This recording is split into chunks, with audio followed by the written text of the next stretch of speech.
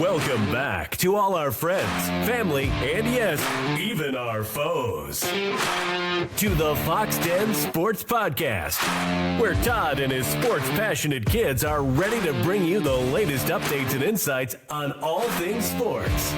So sit back, relax, and enjoy the show.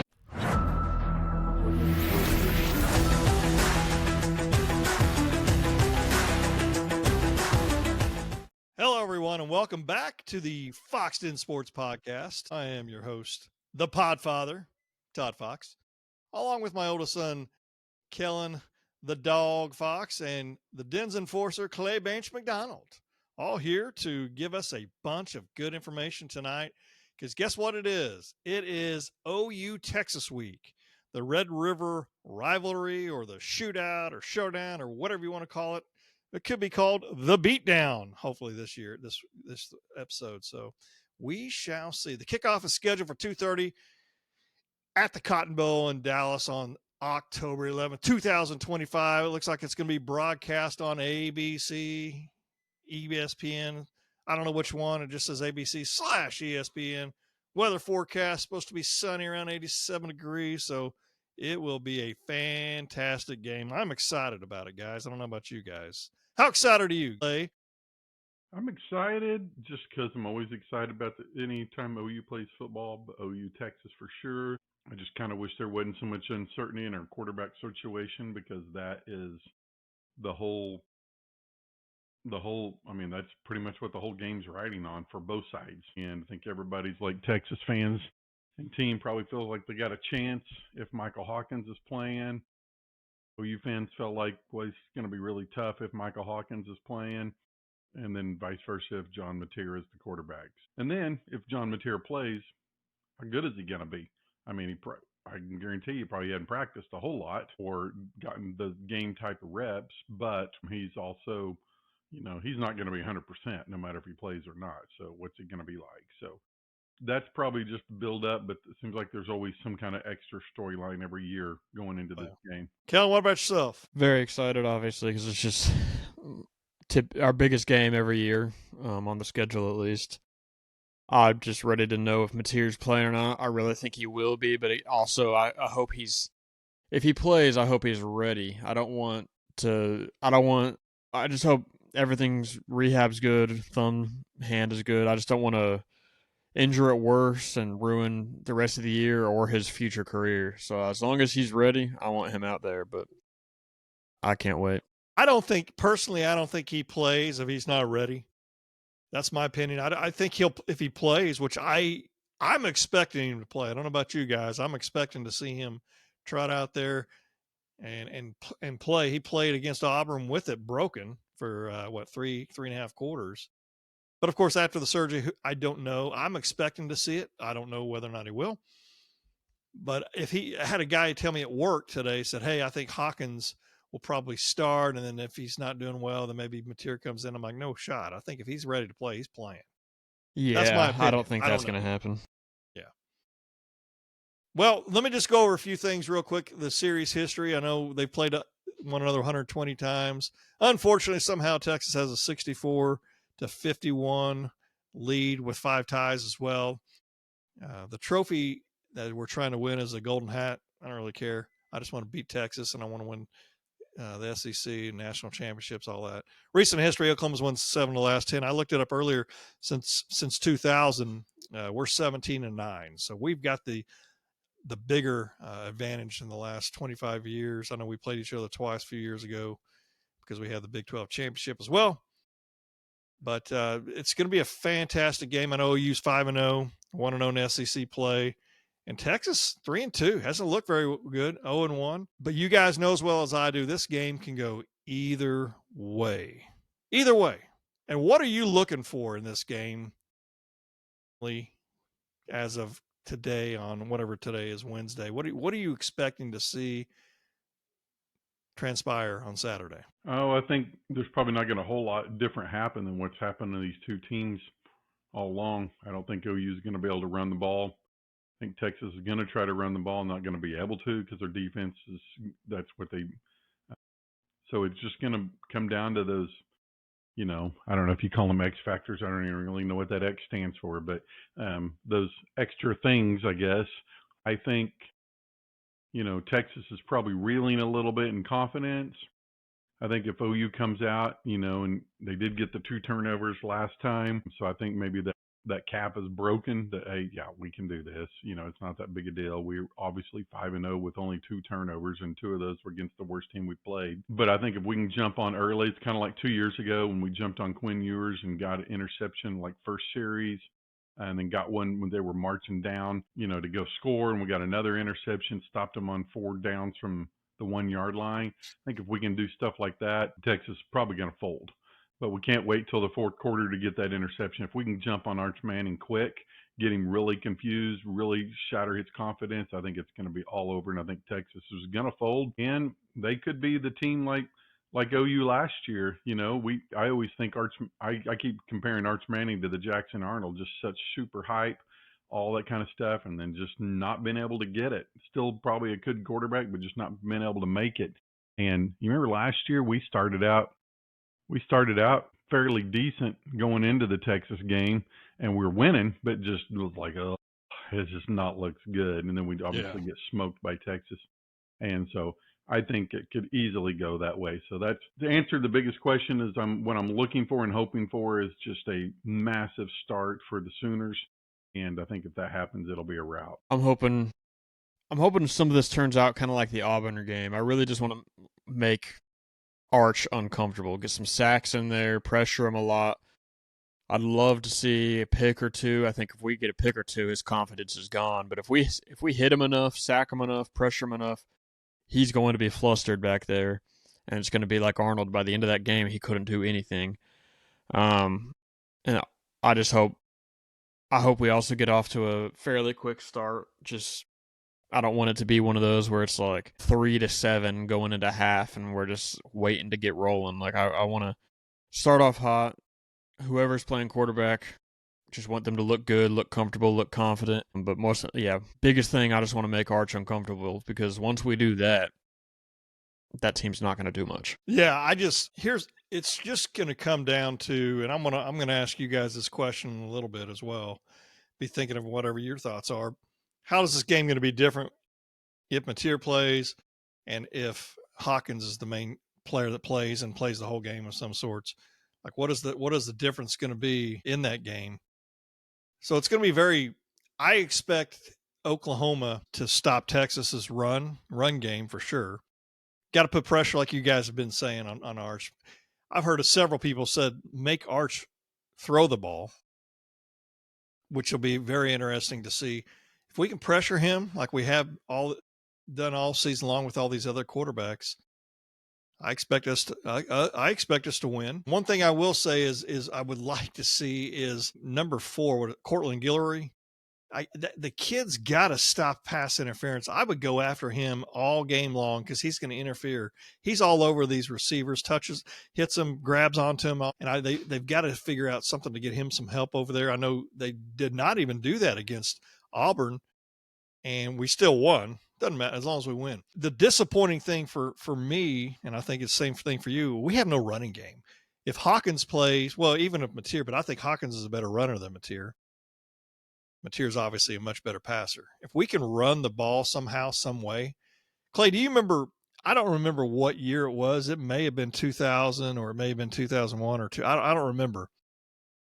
But you was having I don't want to say real difficult time running the ball early in the schedule. But then when we played Texas, there was something different that they did. And Quentin Griffin went off. I don't remember what year that was.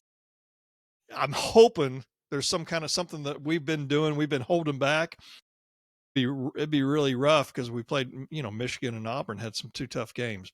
I'm hoping there's something out there that, hey, all of a sudden it all starts piecing together against Texas. I'm sure there's something that we haven't done yet because we haven't needed to, almost. Like maybe we would have pulled out something if Michigan was beating us or if it was closer. But I guarantee there's some tricks up the sleeves. I would love it if it was run related to get that rolling, because if we get that rolling, I'm going to feel much better going into the rest of the season as a whole, because we have to figure that out. Yeah, I think our I think our lines, it's better than it was last year. I think our biggest thing to me the last 2 years is we have no blocking tight end. As much as I like Canick, he is just probably just an average, maybe a little below average blocking tight end. And we had nobody last year that could catch or block. And so I think that makes a big difference. I kind of like you guys were saying, I mean, Arbuckle's going to have to come up with something that's a little different in the run game. Instead of just the run off tackles, run off guards, run up the middle, there's going to have to be a lot of, if Hawkins is in, I think that's probably going to help our run game a little bit. But I think if we, we're going to have to run a lot of DM Burks on the wide receiver sweeps, little quick passes to Jaden Knott or Blaylock out to the side. I know those aren't really run plays, but just a bunch of quick things like that, because we couldn't run against Kent State. And I know Texas just got obliterated by Florida running the game, but we're just not going to be able to do it. So there's going to have to come up with something that, like you said, that time against Quentin Griffin, I know exactly what you're talking about. I don't know the name of the play or whatever, but it was like Quentin Griffin. It was almost like a delayed handoff. He just kind of stood there, and it was a handoff. Quarterback ran out there to the side and handed it to him, and he was like off even with the tackle, and then he just took off from there. And they just knew how to block it out there on the side. So whatever they did, I don't know. But, I wouldn't mind seeing Blaylock and Ott or Blaylock and Javonte Barnes out there at the exact same time. I'd like to see some things like that, but that's just probably not part of our offense. But there's got to be something. I don't know what it is, but it's just whatever we're doing is not working. And if we don't change or add, it's not going to get any better. No, I mean, exactly right. Because we've got to be able to run the football, because we're not going to be able to go through, even if we were able to pull this off, Ole Miss, Tennessee, Alabama, LSU, heck, even Missouri. I mean, there's going to be in South Carolina. I mean, that's a tough schedule regardless. And you've got to be able to figure out how to run the ball. I'm excited that Jay Knott looked good last week. Of course, it was against Kent State, and I'm not busting their chops. But I think that if he could be the back that we all expect him to be, maybe some different things will happen. I don't know, but I'm just really, really excited. Let me ask you guys this. So we had an off week, then we played Kent State. Now this week, probably 3 weeks worth of preparing for Texas is my guess. They had to go up against Florida, and they got smoked against Florida. Do you think they were? This isn't my question, but I mean, this isn't one to add though. But do you think they were practicing a little bit against Oklahoma and didn't take Florida seriously and they got nailed? Or is this just a rough Texas team? I just think they're not very good.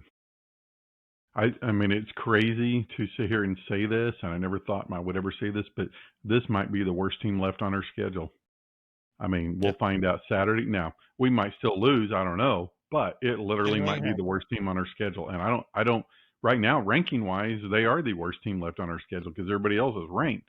So I just think they got something. I mean, and they lost a ton. I mean, they were a really good team in the semifinals last year and a really, really good team. So they lost a lot of people, and I think they're in a little bit disarray, got a quarterback that's struggling. And so, no, I don't think they were really looking past. I don't think they had the luxury to do that. And so I think they just got beat. Kellen? Yeah, I agree. I think they're just a rough team right now. I don't think it was because of being fully focused on us. I think Arch just isn't quite what he's supposed to be yet. I still think he can get there, whether it's this year or not. It's hard to tell at this point. But, yeah, I just don't think they are very good, and I do agree. I think them and South Carolina are the only teams that aren't ranked as far as I'm aware, and everybody else is ranked. On paper, this is the worst team we're playing for the rest of the season at the moment. But again, exactly like Clay said, it's Oklahoma, Texas, so it doesn't matter. I know. I agree. Mike, with Arch Manning, I don't want to count my chickens before they hatch. If they lose this game, they still got Georgia to play, and I haven't really looked at the rest of their schedule. It may be beneficial for him to get out of there at some, but he's rough. If they had somebody better, don't you think they would be playing him? Don't you think they'd be playing a quarterback? They had a better quarterback available? Because you remember years ago, Major Applewhite and Chris Sims, and honestly, I thought Major Applewhite was much better than Chris Sims, and they just kept playing Chris Sims for whatever reason. We had his number. So I don't know. I'm just interested in seeing this game go any way. Texas is favored by 1 right now. It started out higher and it's coming down. I think it flipped this afternoon to OU. Did it flip? Okay. 43.5 is the last I saw of the over under. If Oklahoma can score 20 points, I think we can win. As long as we don't turn the football over on our side of the field, deep in our end where they've got a short field to work with, I think we've got a really good shot because our defense is gonna show up. They're gonna. I say this, whatever I know. I think they're gonna have to pass the ball in order to win. And Arch hasn't looked that great. Do you make him pass the ball or do you try to stop the run? What would your thoughts be? I guess it's the same question. Either way, I make him pass the ball. You know what I mean? I make him do what he's been uncomfortable with, and especially if we can apply pressure, force him to have to pass that ball, get in his head. I think mistakes will happen. I mean, they've only played 2 good teams and they've lost. Yeah. So it's Arch beat us. I mean, I think that's Venables' philosophy anyways. Whoever the quarterback is, make the quarterback beat us with his throws, and if he does, he does. If he doesn't, we're going to win because you're not going to run on us. I agree. Stop that run for sure. Stop that run. Well, I just know that, like I said, 20 points I think would get us a victory. There was somebody on the radio talking. We have the possibility of shutting them out. Here's the thing. I don't want OU fans to get all – I understand the excitement, but we've seen this happen too many times. Clay, you remember that time we did the pancreatic cancer walk or run? I mean, I walked, but – yeah. And then we went to that Mazzio's, however you say it. I say Mazzio's. And we sat there and watched it. And we were supposed to smoke them, and they beat us. And it's happened. And there's been times where we've done the same to them. This game can go either way, but I expect to see a Sooner win. I really do. Here's my question: is Mateer playing? If you were guessing right now, is Mateer playing? Yes. Yes. Okay. They've been practicing indoors. There's a lot of gamesmanship going on. If you ask me. Yeah, practicing indoors on the 2 prettiest days of the fall. Yeah. Yeah, they're hiding something. And they could be something. just trying to hide that he's not practicing. Right. I get that. But yeah, I think that he's playing. Now, have you seen what time do the injury reports come out? I think tonight, don't they, on Wednesday night? Yeah, that's usually Wednesday. I just didn't know if they were coming out yet or what, because I have not heard. And that's not going to mean anything because they get 2 days to change it. You do a Wednesday, Thursday, and a Friday one. Could they get in trouble if they kept putting him doubtful and then he plays? No, you can't. If you put him out and then he plays, then you can get in trouble. Gotcha. But even at that, what does that mean? I mean, what does getting in trouble mean? I haven't, Well, I know. Yeah, what are you going to do? Fine us? Yeah. There's nothing out. It says it'll be around 7:10 p.m. Central Time. Interesting. I expect him to play. I know at the very beginning, when we first heard it, Garrett was busting my chops because he's like, I said it, meaning him. He's like, I said it, and you guys were saying no shot. I said, well, when I first heard it, the guys on the radio were saying 3 to 4 weeks. So that's what I went off of.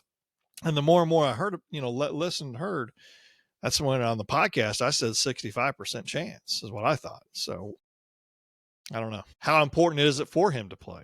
I would rather would you rather have an 80% Mateer or would you rather have a Hawkins play than an 80% Mateer? I'd rather have a 30% Mateer. Okay. Fair. Skill-wise, I'd rather have a 30% Mateer. If he's 30%, I don't want to further his injury, but I'd rather have an 80%. Just nothing against Mateer or Hawkins, but Mateer's just that guy. Are you as high, Clay? Are you as high on Hawkins as a lot of fans are? No, I'm not either.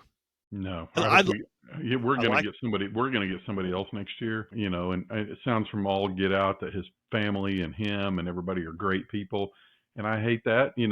But he doesn't. I mean, he had every opportunity. He got to play a lot last year. He was the bowl game quarterback, so he got those extra 15 practices. He had all spring, and he had a time to come in and play against a very inferior opponent, and just didn't take care of business. I mean, he just so many things that he could have done differently. People are going to miss wide open plays, but he just didn't look like he progressed a whole lot to me.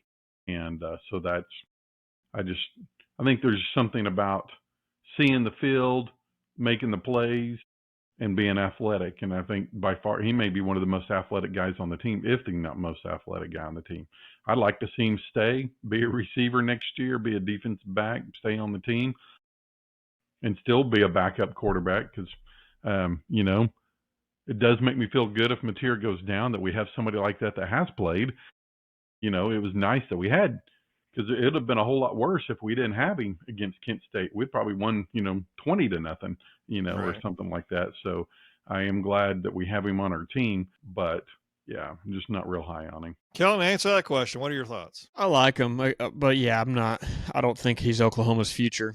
It doesn't help that he was so young last year. Like, usually you get these guys coming in and they've been redshirted. They've been sitting practicing for a couple of years, but I just can't see him being a franchise quarterback for the next few years. So he is a good backup, but in a game like this, you don't want your backup. You want your main guy. I totally agree. I'll tell you what would be wild if this injury was never even an injury, and they just did all this fake stuff because they knew they were going to have a week off, to play. They could beat Kent State, and they just did all this. That would be interesting. That's what do they call those guys? Conspiracy theorist to me. Yeah, there you go. That'd be pretty interesting for sure. Yeah, he wouldn't do it because he wants to win the Heisman, so he would have wanted to go out there and get his 250 yards against Kent State. And he'd probably put 3 or 4 before half. Yeah. He could have. Definitely, he could have. Keontae Lewis probably wouldn't be hurt. That's what I was going to say. Have you heard anything else on him at all? That was a rough hit. Yeah. They hadn't said he's got a concussion or anything, so that I do like this injury report, so we can kind of get an idea kind of where he's at. But we'll see if he's. But Giovanni Gibson should be available to play, so that's huge. Getting him stepping in. You mentioned Corton Guillory, Eli Bowen probably will start in front of him this week. Good. And so it's good timing on Gibson coming back if Lewis isn't able to play, but would like to have them both. Heck yeah, man. Heck yeah, that'd be incredible. We need it. What are your predictions for the game? Let's get some scores going. Oklahoma 23-20. I'm gonna go Oklahoma. Kind of hard to say if Mateer's playing. What is it? Yeah, I'm just gonna go with he's playing because it's just hard to know. I'm gonna go Oklahoma 26-10. And I'm gonna say Oklahoma 20, Texas 16. I think. Unfortunately, we'll have a turnover. Unfortunately, at a bad time. Bad time. So, I did ask you guys ahead of time, what's your favorite here? So there's basically two questions. What's your favorite OU Texas game, and then what's your most memorable moment for an OU Texas game? You're gonna probably say what I'm gonna say. You always do. You want to go first? No. I'm probably going to say my most favorite game because I probably have 2 or 3. But I'm going to say my favorite game was 2 years ago when Dylan Gabriel's drive down at the end and throwing it to Nick Anderson in the end. Mainly because I've been to one OU Texas game, and that's the one I got to go to. So there's a guy I was sitting next to, talking to, that goes every single year. And he said the one 2 years prior to that, when Caleb Kelly took the ball and Kennedy Brooks scored at the last second, with like just go down so we can kick the field goal, and he runs it all the way in. He said that one was about as exciting. The overtime games with Drake Stoops catching the ball in the end zone. I mean, those were good. I mean, there's just so many good ones. Adrian Peterson's run, but I think you said game and moment. Yeah. So my moment is probably where I jumped out of my skin more than anything is when Roy Williams jumped over that running back and tipped the ball. And, Teddy Lehman got all the credit. And that's what I was going to say. Yeah, figured so. But it's hard, man. That's such a good one. I mean, there's been some good ones, but that was pretty Huge good moment. because it was 7-3. Chris Yeah. Sims, the quarterback, going down. They had the ball with like 2.5 minutes. I mean, granted, they had to probably go 90 yards to score a touchdown to win, but just like it's over. Incredible We moment. just won. I think I've got that picture. Yeah, right back there, right above my clock. That was my signature moment of the OU games. Yeah. Kellen, what's your thoughts? Favorite moment off the top of my head, part of it's because it's recent, but it is the game a couple years ago with Dylan Gabriel at the very end, partially because I had a random Texas fan at my house who was scared to death all game, shaking, nearly in tears, and then all of a sudden he's in my face for that last couple minutes because they finally took the lead, and he asked if I was scared. I said no, and we marched down, no timeouts. I can't remember what his name was, but 75 blocks 2 guys, 1 on each arm, while Dylan Gabriel tosses that one over to Nick Anderson, who's wide open. So just a fantastic moment. The guy plays for the Chiefs now. Who, 75 does? Yeah. Is it Wow. Wanye Morris when that who was? Yeah. There's a ton of games I love. Off the top of my head, I like 2017 with Baker Mayfield, his last season here. We blew like a 20-point lead, and he throws a 59-yard touchdown pass to Mark Andrews in the fourth quarter. I mean, it's just Baker Mayfield. He's just beating Texas.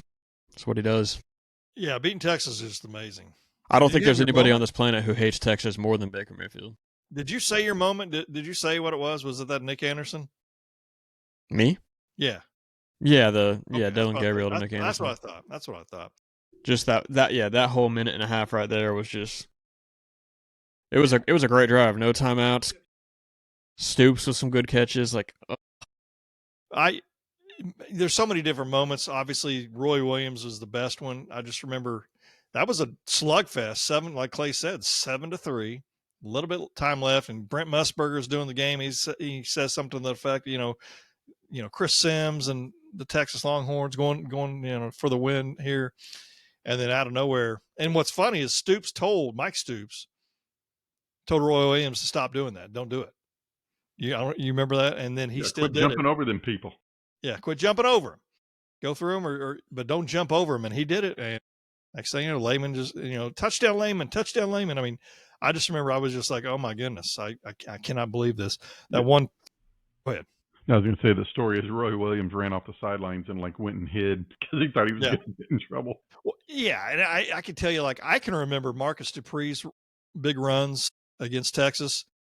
I don't think we beat him, but those were just cool moments as a kid, just seeing that. Adrian Peterson making runs. What's the guy, the Williams, who made that real long run, that 90, 91-yard touchdown run early in the game? I think he played for the Dolphins for a little bit. Damian Williams. Yeah, Damian Williams. Just and overall, played for the really, Chiefs. really. I mean, goal line stand was pretty cool from the defense a couple years back. But from a game perspective, my favorite game, and I'll say that last, was Caleb Williams when we were getting smoked and he came back in. Was that the overtime game? It was the overtime game with Drake Stoops and all that. Yeah, that's what I thought. Yeah, because we go down. He replaces Rattler, which, crazy enough, Caleb Williams and Spencer Rattler play each other this week, the Saints and the Bears. That's crazy. But he throws that bomb to Marvin Mims, who plays for the Broncos now, and which is an incredible catch. Still, just like one of the most incredible catches I've seen in college football. Yeah, and we go down and score, get that touchdown, and then they bring in Rattler to run the 2-point conversion, and we score again to Stoops. And so, yeah, forgot about that game. That was pretty exciting. All those games were pretty pumped, but my favorite one is 2000 because Texas was favored. We didn't know how good we truly were at that point.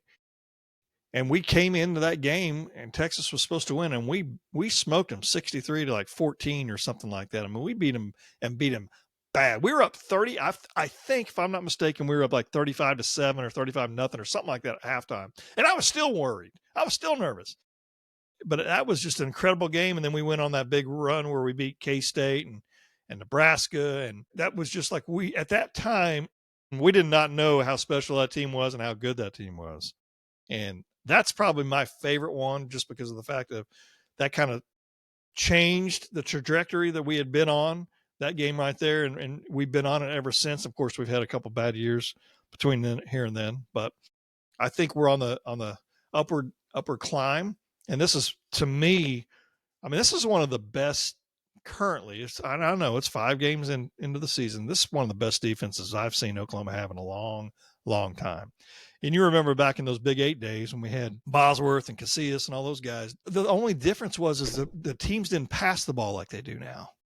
It was mainly a lot of running games going on, and you'd have some passing, but it wasn't like it is now. And I don't know how those guys would go up against some of that now, but regardless, I mean, they were, and I'm not taking anything away from them. Don't think that at all. They were incredible as well. So that was just so fun, man. That was just memory lanes.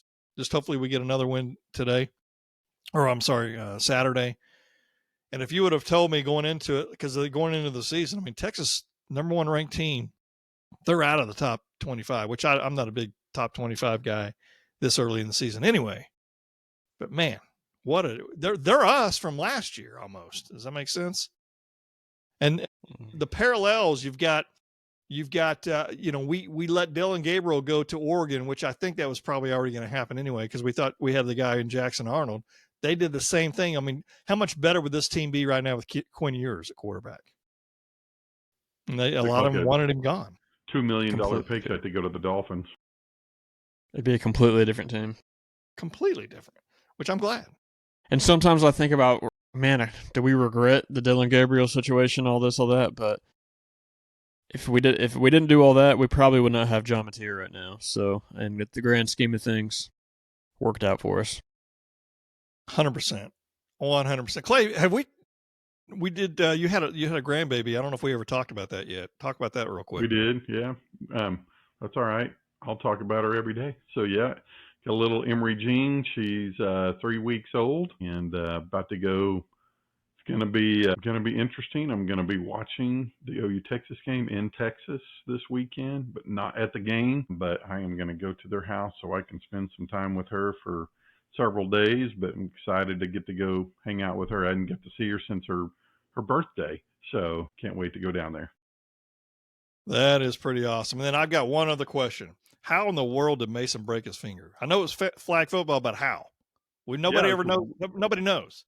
It's a freak deal. I mean, so I'm going to kind of give you the visual. He's catching the ball like this, and so this is the finger he broke, which is his right pinky. He says he hits it on the side, and it just bends it out, and basically the pressure right there breaks this bottom bone, more or less shatters it, because I first thought he hit it on the end and, compression fracture, something like that. Somebody snapped it back or he bent it back like that, just went straight out sideways.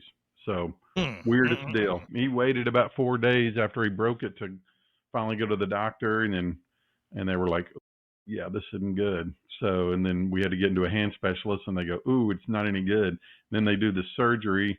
Probably a week and back.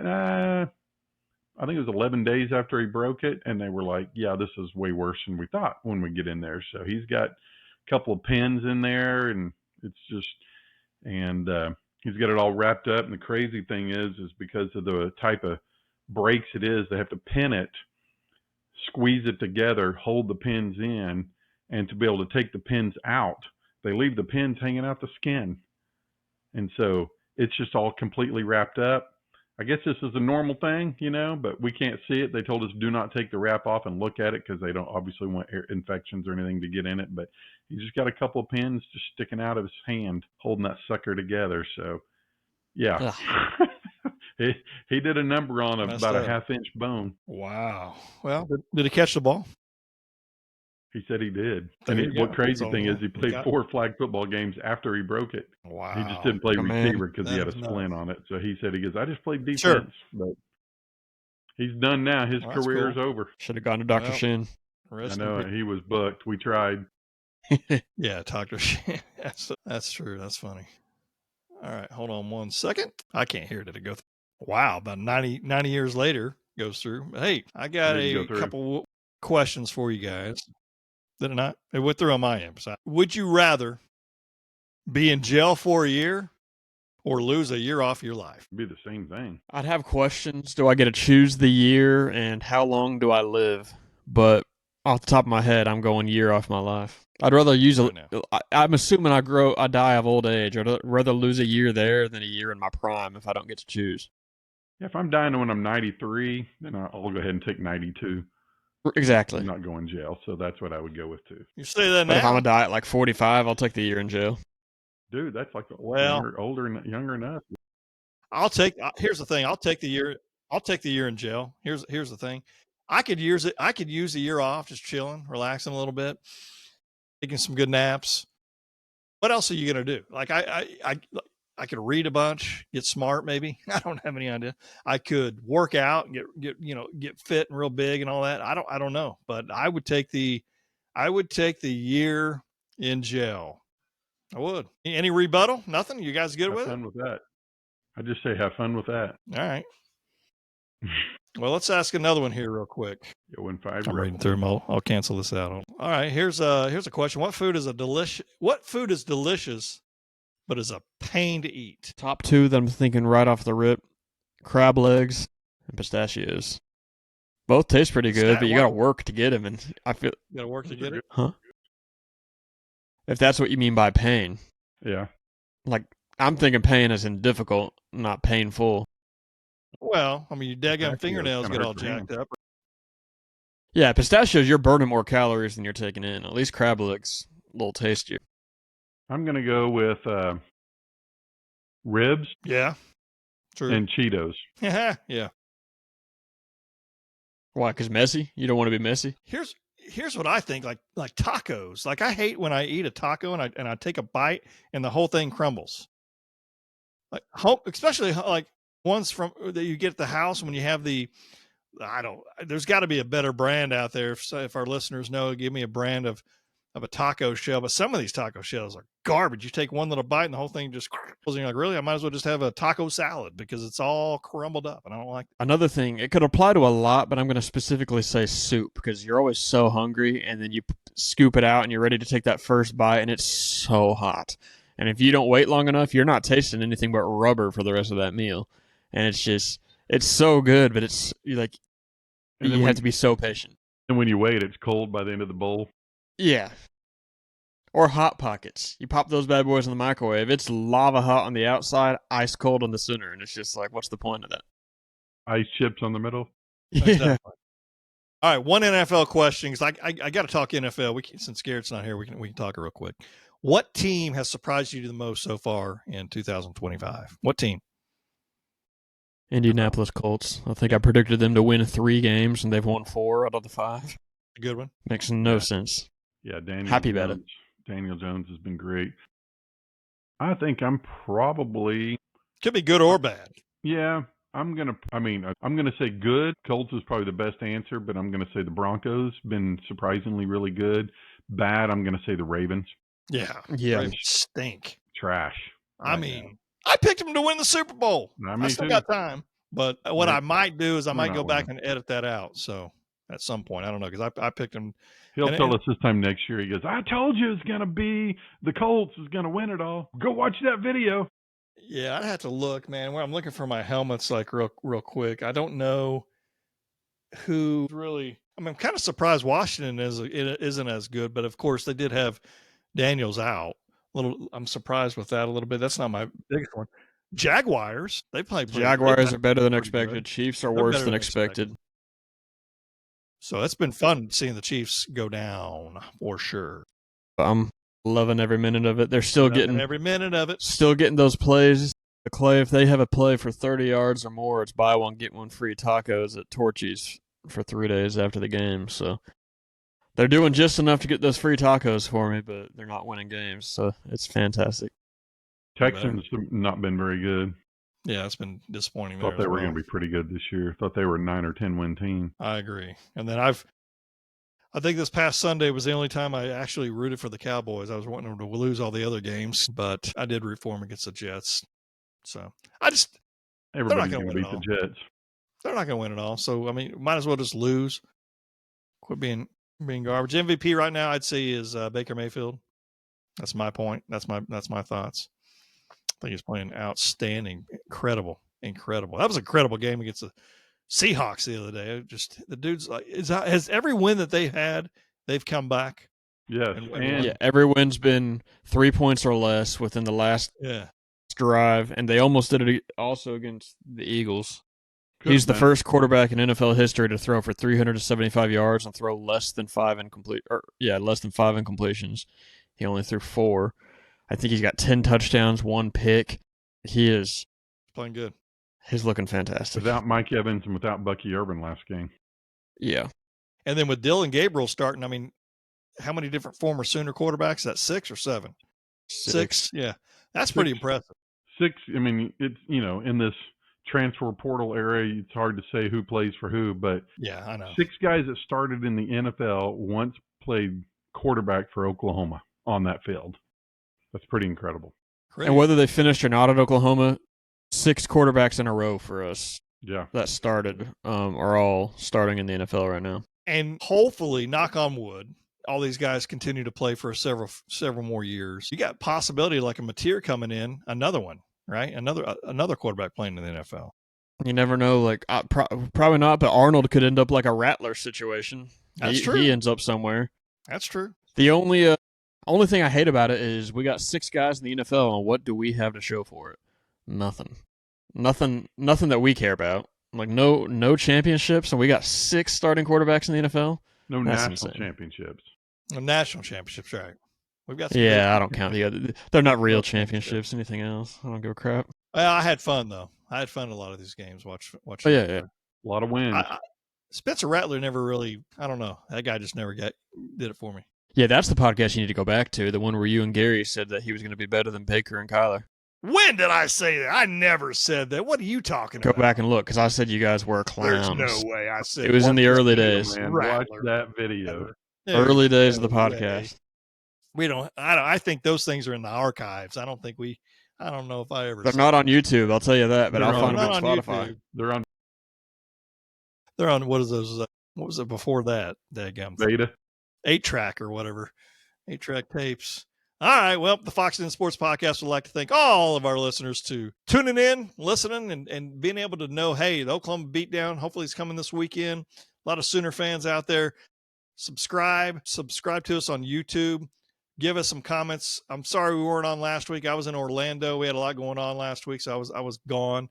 But we will be back again in the next several weeks. And there may be some podcasts coming up where we're able to do 2 in a week because we've got to get some NFL talking going out there. We got the Thunder starting here in 2 weeks, I believe. Is that right? 2 weeks?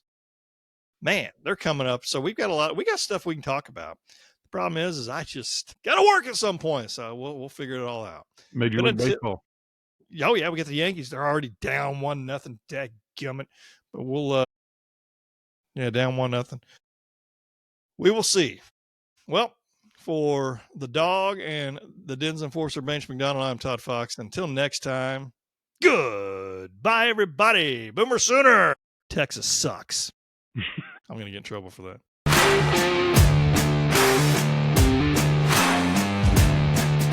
Thank you for listening to the Foxx Den Sports Podcast. Be sure to subscribe for free to our YouTube channel, Foxx Den Sports. And also follow us on Instagram and Twitter at Foxx Den Sports and on Facebook at Foxx Den Sports Podcast. You can also email us at foxdensports@yahoo.com. This has been Foxx Den Sports.